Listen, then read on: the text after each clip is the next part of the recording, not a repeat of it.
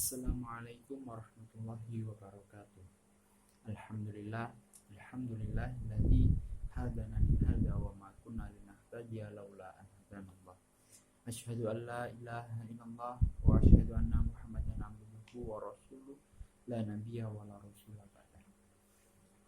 Perkenalkan, nama saya Fajrul Zaman Adakhil dari Lamongan, Prodi Ilmu Hadis, Fakultas Usuluddin dan Pemikiran Islam, UIN Sunan Kalijaga. Video ini saya buat untuk memenuhi tugas mata kuliah pengembangan studi Islam Pak dosen dan teman-teman yang saya sayangi. Sebelum saya masuk ke materi Islam historis dan Islam normatif, saya ingin menjelaskan bahwa agama Islam adalah sasaran utama dari studi Islam itu sendiri. Jadi bisa disimpulkan bahwa studi Islam ini membahas agama Islam, membahas tentang ajaran-ajaran agama Islam. Kemudian masuk ke dalam materi. Yang pertama adalah Islam normatif.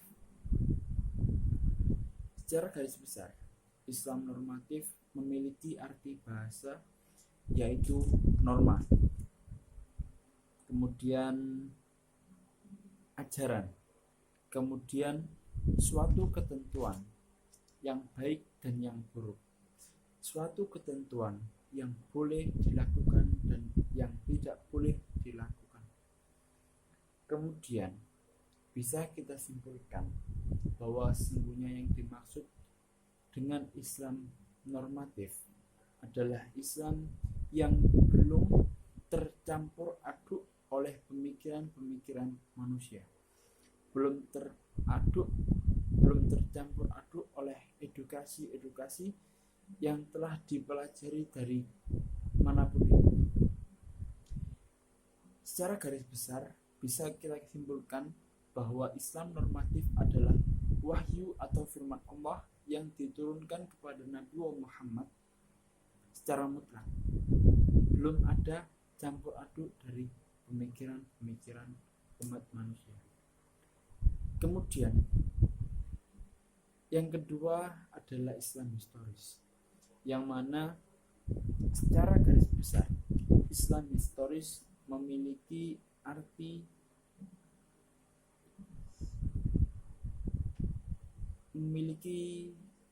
atau makna, yaitu hasil dari pemikiran Islam normatif.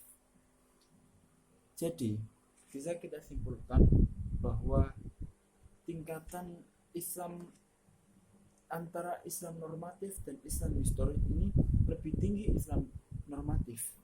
Islam normatif ini mutlak ketentuannya dari Allah Subhanahu wa taala dan belum tercampur aduk oleh pemikiran manusia.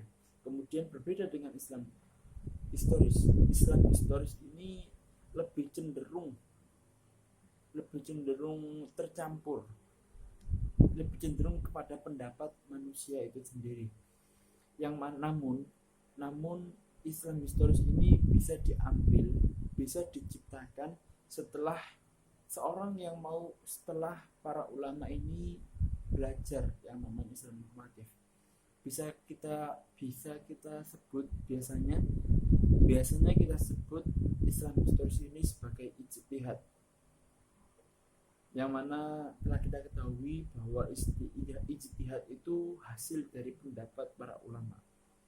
Kemudian teman-teman, di dalam antara Islam normatif dan Islam historis ini sangat bersangkutan erat, yang mana Islam normatif itu sebagai dasaran, sebagai landasan. Setelah ada landasan, maka Islam historis ini bisa kita sebut sebagai hasil education, yang mana hasil dari pengkajian dari Islam normatif itu. Mungkin hanya itu yang bisa saya sampaikan. Kurang dan lebihnya saya mohon maaf. Sekian. Wassalamualaikum warahmatullahi wabarakatuh.